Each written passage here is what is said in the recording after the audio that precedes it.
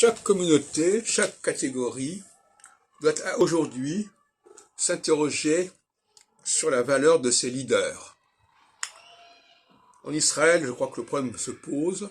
Comment on en est arrivé là, à ce degré d'incurie de la population aux alentours de Gaza. Il semble qu'il y ait eu quelque chose là, un relâchement absolument ahurissant. Et pour la question juive en général, on pose la question aussi des juifs en France. Est-ce que cette communauté est représentée par des gens valables, au consistoire, au CRIF, etc. C'est une question qu'on peut se poser. Est-ce que ce sont les bonnes personnes, au sens anglais de right person, right time, right place? Est-ce que ce sont les bonnes personnes qui sont mises en avant? Et est-ce que les discours qui sont prononcés sont valables? Et actuellement, en l'occurrence, quelle est la position pertinente à tenir en France par les juifs, aussi bien les médias que les institutions?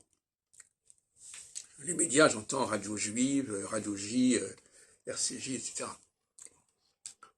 Apparemment, on tient des propos qui ne sont pas forcément très responsables à ce sujet, quels que soient les motifs et les excuses qu'on peut avoir. De toute façon, ce n'est pas d'hier que les choses se posent. Est-ce que les Juifs ont su se positionner correctement dans la société française? Est-ce qu'ils ont su mettre en avant les personnes les plus habilitées pour parler du dialogue judéo-chrétien ou judéo-musulman? Question qu'on peut se poser. En tout cas, c'est l'heure de l'examen de conscience à tous les niveaux.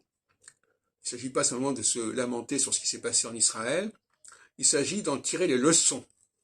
Et les leçons, pas seulement par rapport à Israël, mais par rapport aux Juifs de France, par rapport à toutes les catégories professionnelles, par rapport à tous les partis politiques d'ailleurs aussi.